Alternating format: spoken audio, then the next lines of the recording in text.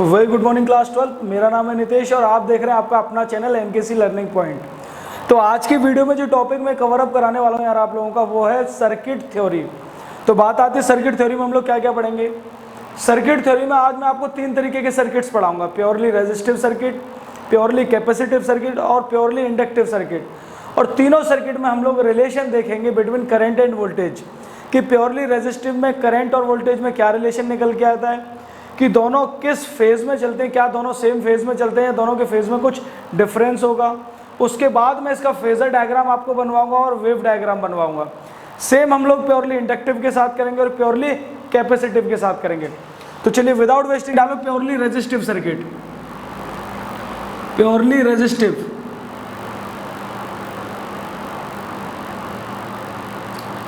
यार देखो, purely resistive circuit नाम से पता पड़ रहा है कि आपके पास एक ऐसा सर्किट होगा, आपके पास एक ऐसा सर्किट होने वाला है जिसमें सिर्फ एक रेजिस्टेंस लगा होगा। तो चलिए एक सर्किट मैं बनाता हूँ। ये हमारे पास एक सर्किट है, इसके अंदर एक रेजिस्टेंस लगाया हुआ है हमने, और यहाँ पे हम लोगों ने एक एसी सोर्स प्रोवाइड करा दिया, ठीक है। और ये एसी सोर्स की वोल्टेज हमने मान ली V0 sin ओमेगा टी। आप लोग बहुत अच्छे से जानते हो कि एसी सोर्स के लिए वोल्टेज सोर्स हम लोग क्या यूज़ करते थे, V0 sin ओमेगा टी। तो ये हमारा रेजिस्टेंस है। अब यहाँ से हमारा कुछ करंट निकल रहा होगा, इस करंट की इक्वेशन फाइंड आउट करेंगे हम लोग। पहले हम लोग इस करंट की इक्वेशन फाइंड करेंगे, और इस इक्वेशन को फाइंड करने के बाद हम लोग ये चेक करेंगे कि क्या ये करंट इस वोल्टेज के सेम फेज में ट्रेवल करेगा या कुछ फेज का डिफरेंस होने वाला है। तो चलिए, अच्छा हमारे पास एक फॉर्मूला होता है यार, V = IR। हमने एक फॉर्मूला पढ़ा था, V = IR के बराबर होता है। अगर मैं यहाँ से I की वैल्यू निकालूँ तो क्या होने वाला है, V/R। बहुत बेसिक सी इक्वेशन है, क्लास 10 से पढ़ते आ रहे हो। I = V/R, और V आपको पता है हम लोग क्या यूज़ करने वाले हैं, V = V0 sin omega T. Value replace करते हैं, I = V0 sin omega T divided by R। अब देखो यार, ये V0 और I मिलके V0/R हम लोगों ने फॉर्मूला पढ़ा है, I = V/R होता है। तो V0/R किसके बराबर हो जाएगा यार, I0। लॉजिकल सी बात है। तो I की वैल्यू निकल के आती है यहाँ से I0 sin ओमेगा टी। तो ये हमारी करंट की इक्वेशन निकल के आती है, और ये हमने वोल्टेज की इक्वेशन लेके चले थे पहले से, sin ओमेगा टी। यानी एक तरीके से मैं ये कह सकता हूँ यार आप लोगों से कि वोल्टेज एज अ रेफरेंस आप इनिशियल स्टेज में लेके चल रहे हो और करंट की इक्वेशन आप फाइंड कर रहे हो। अब अगर मैं यहाँ से बात करूँ कि इनका फेज, देखिए फेज का मतलब क्या होता है यार, फेज डिफरेंस की बात आती है कि अगर मैं एक ग्राफ बनाऊँ आप लोगों के लिए, कि अगर मैंने ये करंट का ग्राफ बनाया कि ये मेरा करंट ट्रेवल कर रहा है, ये मेरे करंट की इक्वेशन हो गई। अगर सेम वे में यार एक वोल्टेज की भी कुछ इक्वेशन बनेगी, तो यार देखिए ये वाला जो है ये करंट का ग्राफ, या मैं कहूँगी इस करंट की इक्वेशन किसी टाइम पे आके जीरो हो रही है, किसी टाइम पे आके जीरो हो रही है। तो फेज का मतलब ये होता है क्या, वोल्टेज, अगर वोल्टेज सेम फेज में ट्रेवल करेगा करंट के, बात समझना मेरी। अगर मैंने कह दिया कि वोल्टेज जो है हमारा करंट के सेम फेज में ट्रेवल करेगा, दैट मीन्स जिस टाइम पीरियड में हमारा करंट जीरो हो रहा है उसी टाइम पीरियड में हमारा वोल्टेज भी जीरो होगा। तो देखिए, अगर मैं यहां से इसका फेज चेक करूं, फेज डिफरेंस, कि करंट और वोल्टेज के बीच में कितना फेज डिफरेंस है, तो इसके लिए आप निकाल सकते हो phase of current minus phase of voltage. चलिए, या फिर फेज वोल्टेज का फेज ले लीजिए, क्योंकि इनिशियल स्टेज में आपने वोल्टेज लिया था, तो आप इसे लिख सकते हो phase of voltage minus phase of current. ये हम क्या निकाल रहे हैं, फेज डिफरेंस निकालना बता रहा हूं मैं आपको। हालांकि जब आप एग्जाम में करोगे तो ये सब आपको लिखना नहीं होगा, बस ये हम अभी समझ लीजिए बस फेज क्या होता है। यार करंट की मेरे पास इक्वेशन है, तो ये जो साइन के साथ लगा हुआ है ना, ये ओमेगा टी, ये फेज है ओमेगा टी, ठीक है। और वोल्टेज में भी यही था देखो, तो यानी omega T minus omega T क्या है यार, जीरो। तो that means purely resistive circuit में करंट और वोल्टेज हमारे सेम फेज में ट्रेवल करेंगे, दोनों के बीच में कोई भी डिफरेंस नहीं होगा फेज में। यार याद करो, हमने क्लास 11th में SHM पढ़ा था, तो वहाँ पे एक इक्वेशन इस तरीके की निकाल के देखी थी, I = I0 sin omega T plus phi. वहाँ मैंने आपको बताया भी था, कि ये फाई क्या होता है। ये फाई आपका फेज डिसाइड करता है, ये आपका फाई क्या डिसाइड करेगा, फेज। तो यार अगर इस इक्वेशन से आप इस करंट की इक्वेशन को कंपेयर करके देखो, ओमेगा टी आ रहा है, दैट मीन्स फाई की वैल्यू क्या आ रही है, यहाँ से जीरो ही तो आ रही है। आप इसे कंपेयर करके देखो इस इक्वेशन को, I0 sin omega T, phi की जगह पे कुछ है ही नहीं, मतलब फाई क्या है, जीरो। तो फाई क्या डिनोट कर रहा है कि फेज डिफरेंस आपका क्या आ रहा है, जीरो। तो ये था प्योरली रेजिस्टिव सर्किट। अब मैं अगर इसका फेजर डायग्राम आपको बताऊं, देखो फेजर डायग्राम बनाने के लिए पहले आपको फेज निकालना पड़ता है, तभी तो आप फेजर डायग्राम बना पाओगे। तो चलिए फेजर डायग्राम आप नोट कर लीजिए, मैं रब कर रहा हूँ इन चीज़ों को, नोट कर लीजिए आप लोग। चलिए, तो अगर मैं इसके फेज की बात करूं कि फेजर डायग्राम कैसे बनेगा यार, देखिए इसका फेजर डायग्राम देखिए आप लोग। फेजर डायग्राम बनाने से पहले मेरे पास दोनों इक्वेशंस होनी चाहिए। मेरे पास वोल्टेज की इक्वेशन क्या थी, V not sine omega t, ये इक्वेशन हम लोग लेके चल रहे थे। और करंट की इक्वेशन क्या निकल के आई है, आई नॉट साइन ओमेगा टी। तो देखिए दोनों सेम फेज में थे, दैट मीन्स इसका फेजर डायग्राम कुछ ऐसा बनेगा। यार देखो, इस वाले रेफरेंस पॉइंट को आप जीरो मानोगे, ये वाला रेफरेंस पॉइंट आप जीरो मान के चलो। अगर साइन जीरो होता तो मैं यहाँ पे कुछ रिप्रेजेंट करता, लेकिन साइन के साथ क्या, omega T, that means zero से कुछ ओमेगा टी आ गया, ये फेज कितना हो गया, ओमेगा टी। मतलब ये थीटा क्या है यार, ओमेगा टी है ना। अगर आप इसे कंपेयर करो साइन थीटा से, तो थीटा ओमेगा टी के बराबर आ रहा है निकल के, दैट मीन्स जीरो से कुछ आ गया है ये ओमेगा टी। तो यार देखो दोनों का सेम है ओमेगा टी, तो ये तो हो गया हमारा वी नॉट, और ये हो जाएगा हमारा, ये हमारा हो जाएगा आई नॉट। मतलब वोल्टेज और करंट सेम फेज में है, तो ये रिप्रेजेंटेशन होगा। और इनका प्रोजेक्शन ऑन वाई एक्सिस, ये वाई एक्सिस पे इनका प्रोजेक्शन इनकी पीक वैल्यू को रिप्रेजेंट करेगा। तो यानी अगर वी नॉट का प्रोजेक्शन यहाँ डाला तो ये वाली जो वैल्यू निकल के आएगी ना, वो आएगी V not sine omega t के बराबर। और ये वाला जो प्रोजेक्शन है ये आ रहा होगा आपका आई नॉट साइन ओमेगा टी के बराबर। आई मेरी बात समझ में? तो ये इसका फेजर डायग्राम है, ये इसका क्या हुआ बेटा, फेजर डायग्राम।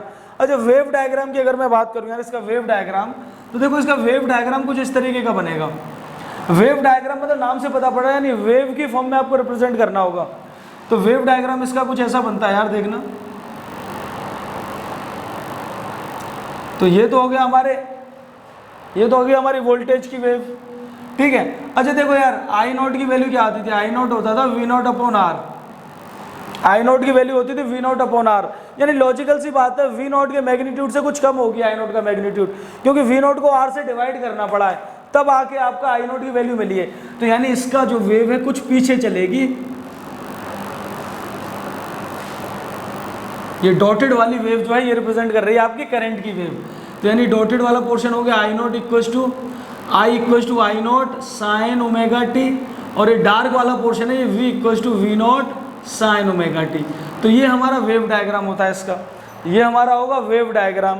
देखो यार, ये ना आई नॉट का मैग्नीट्यूड वी नॉट से कुछ कम होगा, लॉजिकल सी बात है, आप खुद सोच के देखो कि आई नॉट की वैल्यू निकालने के लिए वी नॉट को कुछ आर से डिवाइड करना पड़ा है, तो डिवाइड करना पड़ा है, तो इसमें इसका मैग्नीट्यूड कुछ कम निकल के आएगा।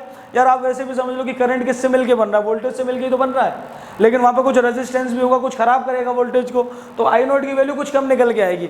तो इसीलिए हमने यहाँ फेजर डायग्राम में भी आई नॉट को पीछे बना के दिखाया कि कुछ पीछे चलेगा इससे। तो ये हमारा purely resistive circuit, I hope आप लोगों को क्लियर हुआ होगा। नोट कर लीजिए आप लोग, मैं साइड में हट जाता हूँ।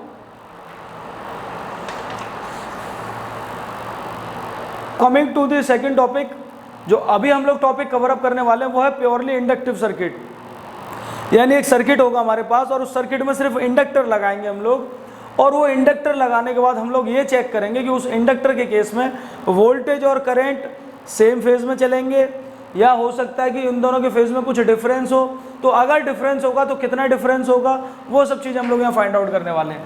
तो एक सर्किट बना लेते हैं यार, ये हमारा टॉपिक है purely inductive. Purely inductive, inductor आप लोग पढ़ चुके हो क्या होता है प्योरली इंडक्टिव। इंडक्टर कुछ इस तरीके की कॉइल की शेप में होता है यार।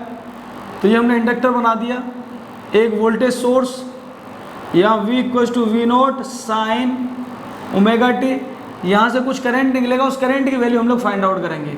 ये हमारा इंडक्टर। यार एक बात बताओ मुझे, एक बात बताओ, जब आप यहाँ से वोल्टेज सोर्स लगाओगे तो ये इंडक्टर आपका चार्ज होगा। जब वोल्टेज सोर्स लगाए तो कुछ करंट फ्लो करेगा, कुछ करंट फ्लो करेगा तो इस इंडक्टर को चार्ज करेगा, और वो इंडक्टर कितना चार्ज होगा वो ये होता है आप लोगों का V equals to L d I by d T.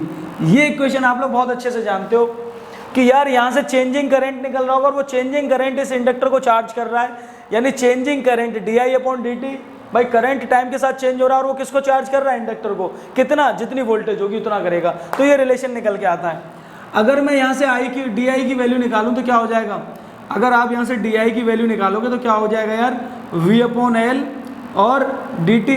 देखो कुछ नहीं किया मैंने, डी आई की वैल्यू फाइंड की है, डी टी मल्टीप्लाई में चला गया वी के साथ, वी डी टी और एल डिवाइड में आ गया।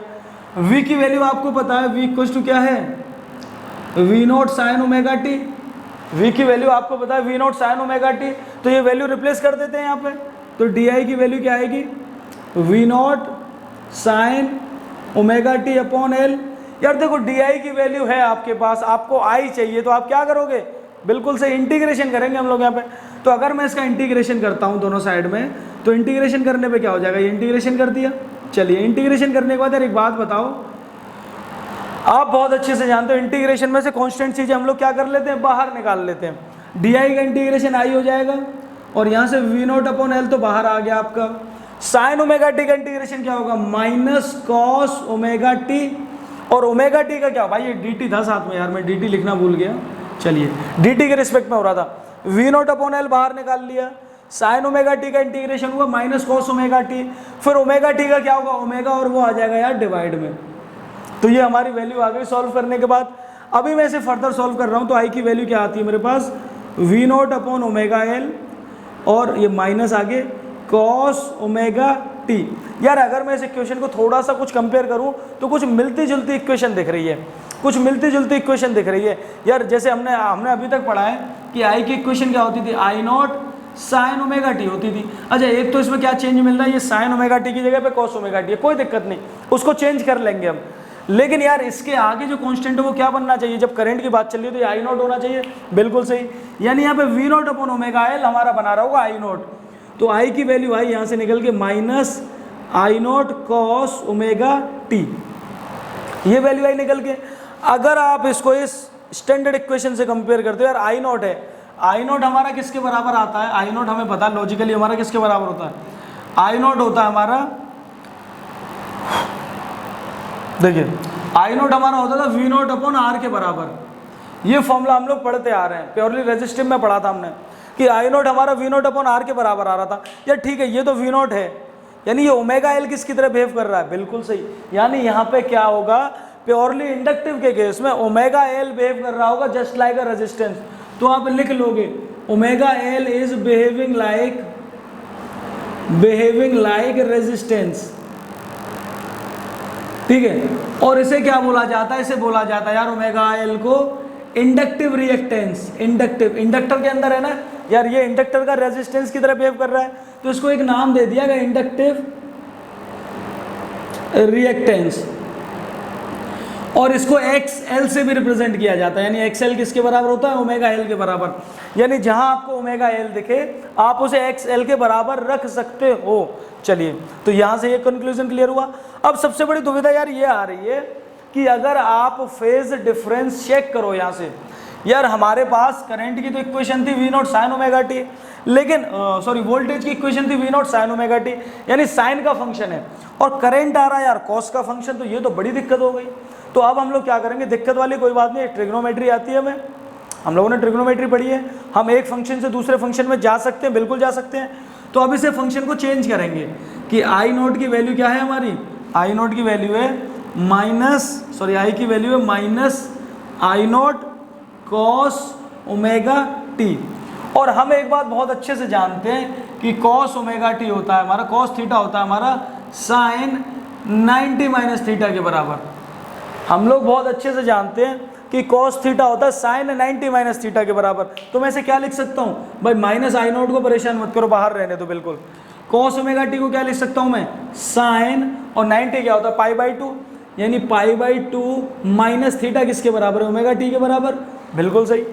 अब ये माइनस अंदर मल्टीप्लाई होगा तो क्या होगा, अच्छा इसे यहाँ साइन के आगे ब्रैकेट नहीं आएगा, यहाँ आएगा, माइनस अंदर मल्टीप्लाई होगा तो क्या बन जाएगी, अब कुछ आई नॉट साइन, भाई देखो सारी चीज़ें रिवर्स हो जाएंगी, ये क्या हो जाएगा माइनस पाई बाई 2 और ये प्लस ओमेगा टी, ये हो गई हमारी आई की वैल्यू। अच्छा इसे रिवर्स कर लूँ, माइनस पाई बाई 2 को पीछे लिख लूँ, ओमेगा टी को आगे लिख लूँ, अच्छा लगेगा देखने में।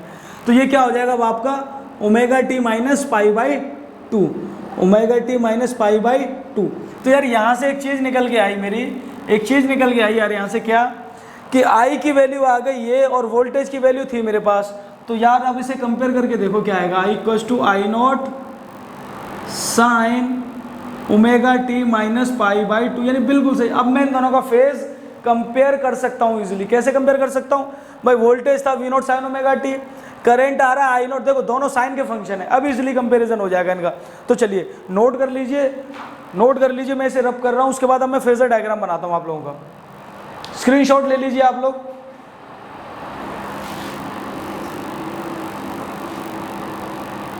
मैं करंट की वैल्यू लिखे रहने दूंगा जिससे कि आपको परेशानी ना हो समझने में।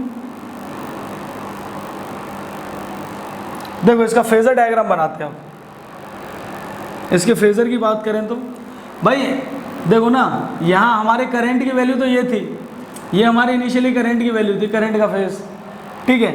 अगर मैं बात करूँ मेरे पास क्या वैल्यू निकल के आई है, प्योरली इंडक्टिव सर्किट पढ़ रहा हूँ मैं। कौन सा सर्किट पढ़ रहा हूँ यार, प्योरली इंडक्टिव। और प्योरली इंडक्टिव में आप लोग एक बात जानते हो, प्योरली इंडक्टिव में आप लोग एक बात जानते हो कि वोल्टेज की तो वैल्यू निकल के आ रही है V not sine omega T. मैं यहाँ वोल्टेज डिनोट करता हूँ, देखो वोल्टेज क्या बनेगी भाई, वोल्टेज तो यही बन रही थी ना हमारी, ये वोल्टेज निकल के आ रही थी। अब ये वोल्टेज का और ये कितना आगे था, यहाँ से ओमेगा टी आगे चल रहा था। करंट का देखो यार ओमेगा टी से पाई बाई टू पीछे है, यानी ओमेगा टी से पाई बाई टू कैसे बनाओगे, यहाँ से 90 डिग्री का एंगल बना दो, तो यहाँ से 90 डिग्री का एंगल ये बन गया ना 90 डिग्री, तो ये वाला हो जाएगा ओमेगा टी, सॉरी कितना हो, इसमें लिखने की जरूरत नहीं है ये। तो ये बन गया हमारा करंट का फेज, ये हमारा आई है, ये हमारा आई है और ये हमारा है वी। तो यार ये था हमारा फेजर डायग्राम, ये था हमारा फेजर डायग्राम किसमें, प्योरली इंडक्टिव सर्किट में। तो प्योरली इंडक्टिव सर्किट में हमने क्या किया, हमने वोल्टेज सोर्स लेके चले, वोल्टेज सोर्स के बेसिस पे हमने करंट सोर्स की वैल्यू फाइंड करी, और हमने क्या नोटिस किया कि करंट सोर्स में, कौन से में, प्योरली इंडक्टिव में हमारा करंट पाई बाई टू से पीछे चलता है, किससे, हमारे वोल्टेज से। अगर मैं इसका वेव डायग्राम बनाना चाहूँ, अगर मैं इसका वेव डायग्राम बनाना चाहूँ, वोल्टेज और करंट दोनों की वैल्यूज आप लोगों को पता चल चुकी हैं। तो ये तो हो गया हमारा voltage source V equals to V not sine omega T. अच्छा करंट के केस में आप क्या देख रहे हो, करंट के केस में आप देख रहे हो ये पाई बाई टू पीछे चल रहा है, पाई बाई टू पीछे चल रहा है, दैट मीन्स जब ये अपनी पीक वैल्यू पे पहुंच चुका होगा तब ये इनिशिएट करेगा, ठीक है। तो ये यहाँ से इनिशिएट करेगा कुछ, ठीक है। जब इसकी वैल्यू 0 होगी तब इसकी वैल्यू मैक्सिमम होगी, फिर जब इसकी मैक्सिमम होगी तब ये 0 होगा। तो इस तरीके से कुछ इक्वेशन निकल के आएगी। ये हमारी वैल्यू आई आई की निकल के, I equals to I nought sine omega T. देखो ना यार, देखो जब इसकी वैल्यू मैक्सिमम थी, जब इसकी वैल्यू मैक्सिमम थी तब इसकी वैल्यू 0 हो गई करंट की, और जब वोल्टेज की वैल्यू 0 हुई तब इसने अपनी मैक्सिमम वैल्यू अटेन कर ली। तो बस ये फर्क चलेगा पाई बाई टू का। तो ये है हमारा wave diagram in case of purely inductive circuit. Clear है, नोट कर लीजिए आप वेव डायग्राम।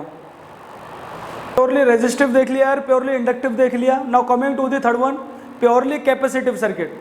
तो अभी हम लोग जो कवर अप करेंगे वो है purely capacitive circuit. Purely capacitive circuit का अगर मैं डायग्राम बनाऊं तो क्या होगा, कुछ इस तरीके का बनेगा। ये एक सर्किट होगा जिसमें आपने कैपेसिटर लगाया होगा और एक वोल्टेज सोर्स, वोल्टेज सोर्स कौन सा, एसी वाला, V equals to V not sine omega T. यहाँ पे करंट की इक्वेशन फाइंड आउट करेंगे हम लोग, करंट की इक्वेशन फाइंड आउट करने वाले हैं। तो यार आपको पता है करंट की इक्वेशन फाइंड करने के लिए कैपेसिटर के केस में यार एक रिलेशन पढ़ा था हम लोगों ने, Q equals to C V. हम लोगों ने एक रिलेशन पढ़ा था Q equals to C V, और V की वैल्यू हमारे पास है V not sine omega T. Value replace करते हैं, Q equals to C V not sine omega T. आप कर क्या रहे हो यार, हम लोगों का मेन टारगेट है करंट की इक्वेशन फाइंड करना, और करंट की इक्वेशन फाइंड करने के लिए मेरे पास एक रिलेशन है I equals to D Q over D T. तो क्या करना है, ये वाली जो इक्वेशन है हमारे पास, इक्वेशन 1, इसको डिफरेंशिएट कर देते हैं। तो D Q upon D T क्या हो जाएगा, D over D T of C V not sine omega T. Constant चीजें बाहर निकालेंगे भाई, D Q upon D T बन जाएगा आई, सी वी नॉट को बाहर कर लीजिए, ठीक है। डिफरेंशिएशन होगा साइन ओमेगा टी का क्या हो जाएगा, कॉस ओमेगा टी, और ओमेगा टी का क्या हो जाएगा, ओमेगा, तो ओमेगा मल्टीप्लिकेशन में जाएगा। ये हो गया डिफरेंशिएशन। अभी आप इसे फर्दर सॉल्व करोगे तो ओमेगा को आगे ले लीजिए, omega C V naught cos omega T, ठीक है। और अगर मैं इसे स्टैंडर्ड इक्वेशन से कंपेयर करने की कोशिश करता हूं तो ये बिहेव करेगा कुछ ना कुछ आई नॉट की तरह। भाई आई का इक्वेशन क्या होता है, आई होता है हमारे पास आई नॉट साइन ओमेगा टी होता है। हम अभी तक देखते हैं इक्वेशन जो जनरल इक्वेशन होती है हमारी, ठीक है, ये साइन ओमेगा टी है, ये कॉस ओमेगा टी है, कोई फर्क नहीं पड़ना, इसे हम चेंज कर लेंगे जैसे कि हमने प्योरली इंडक्टिव के केस में किया था। तो यानी ये आगे वाला जो कांस्टेंट बिहेव कर रहा है omega C V nought is behaving like I nought, तो वैल्यू रिप्लेस कर दीजिए, I equals to I nought cos omega T. Clear है मेरी बात? तो देखो यार यहाँ सबसे बड़ी दिक्कत आ रही है, अगर मैं यहाँ सबसे पहले चीज़ें देखूँ, मेरा आई नोट किसके बराबर होता है? आई नोट होता है मेरा वी नोट अपॉन आर के बराबर, आई नोट होता था मेरा वी नोट अपॉन आर के बराबर। लेकिन यार यहाँ हुआ क्या, ये पूरा आई नोट किसके बराबर आया निकल के? आई नोट आया है मेरा निकल के ओमेगा सी वी नोट के बराबर। तो अब इस इक्वेशन को कुछ इस तरीके से चेंज कैसे कर सकता हूँ मैं? यार वी नोट ऊपर चाहिए तो वी नोट को तो छोड़ दो, ओमेगा सी को डिनोमिनेटर में कैसे भेज सकता हूँ? यार आप कर सकते हो, V naught equal to 1 upon omega C, कोई दिक्कत वाली बात नहीं है। आप इसे सॉल्व करोगे फिर से ये चीज़ आ जाएगा। तो आई नोट क्या होता है मेरा? V naught upon R. तो आप देखो रेजिस्टेंस की तरफ बिहेव कौन कर रहा है यहाँ पे? 1 अपॉन ओमेगा सी। तो रेजिस्टेंस की तरफ बिहेव कर रहा है 1 अपॉन ओमेगा सी, और ये 1 अपॉन ओमेगा सी होता है हमारा कैपेसिटिव रिएक्टेंस। तो आप लिख लेना 1 अपॉन ओमेगा सी हमारा क्या है? कैपेसिटिव रिएक्टेंस, और इसको एक्स सी से भी डिनोट करते हैं, यानी एक्स सी किसके बराबर हो जाता है मेरा? 1 अपॉन ओमेगा सी के बराबर, एक्स सी 1 अपॉन ओमेगा सी के बराबर होता है। तो ये था प्योरली कैपेसिटिव सर्किट के बारे में। लेकिन यहाँ भी सबसे बड़ी दिक्कत क्या आ रही है यार कि आई नोट की इक्वेशन आप देखो, आई की equation I naught cos omega T, और वी की equation V naught sine omega T. तो सबसे पहले भी क्या करना है? इसे साइन की टर्म्स में चेंज करना है। आप एक बार नोट कर लो ये वाला पोर्शन, जिससे कि मैं अगर रब करूँ तो आपको दिक्कत ना आए।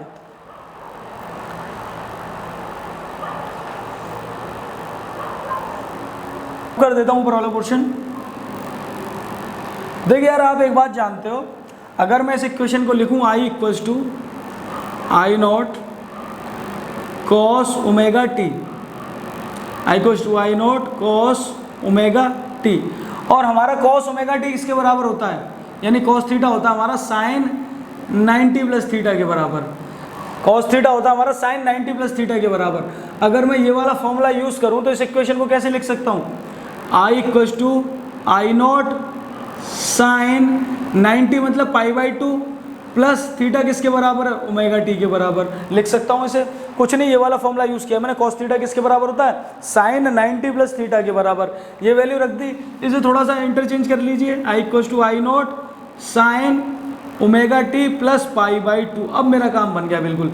ये मेरी इक्वेशन 2, और इक्वेशन 1 मेरी कुछ ये थी, v equals to V not sine omega T. Compare करके देखो, साइन ओमेगा टी भाई सेम फेज है, मतलब फेज सेम हो गया ना, फंक्शन साइन का हो चुका है फंक्शन। अब आप इनका फेज कंपेयर कर सकते हो। चलो फेजर डायग्राम देखते हैं अब इनका कैसा बनेगा। फेजर डायग्राम देखो यार भाई, फेजर डायग्राम कुछ ऐसा बनेगा इसका। फेजर डायग्राम इसका बनेगा कुछ ऐसा, ये हमारा है वी नॉट, ये हमारा है वी नॉट। लेकिन एक चीज़ देखो यार, वी नॉट से मतलब वी नॉट की वैल्यू कहाँ है हमारे पास? ये रही। करंट कितना आगे चल रहा है? पाई बाई 2 आगे चल रहा है, करंट साफ साफ दिख रहा है। आई नॉट साइन ओमेगा टी तो यहाँ भी था, लेकिन ओमेगा टी से कितना आगे? पाई बाई 2 मतलब 90। तो दैट मीन्स ये निकल के आएगा कुछ आई नॉट की वैल्यू, ये आएगी आई नॉट की वैल्यू निकल के। आप इसे ऐसे बना देना। तो ये है हमारा फेजर डायग्राम, ये हमारा फेजर डायग्राम है फॉर कैपेसिटिव सर्किट। तो आई होप आप लोगों को ये तीनों कॉन्सेप्ट्स क्लियर हुए होंगे, purely resistive circuit, purely capacitive circuit और प्योरली इंडक्टिव सर्किट। ये बहुत इंपॉर्टेंट टॉपिक है, क्योंकि अभी इनसे अगला जो टॉपिक आएगा इनका कॉम्बिनेशन आने वाला है, और कॉम्बिनेशन के लिए पहले आपको इंडिविजुअली टॉपिक आने चाहिए। तो आई होप वीडियो आप लोगों को अच्छे से क्लियर हुई है, समझ अच्छे से आ गई है, और वीडियो अच्छी भी लगी है तो लाइक भी कर देना। शेयर अभी तक नहीं किए दोस्तों के साथ तो शेयर भी कर दीजिए, और मेन चीज़ जो रेड वाला बटन है उसे दबा के सब्सक्राइब कर दीजिए, और बेल आइकन दबा दीजिए, जिससे कि मेरे फर्दर नोटिफिकेशंस आप लोगों तक सबसे पहले पहुँचें। Thank you.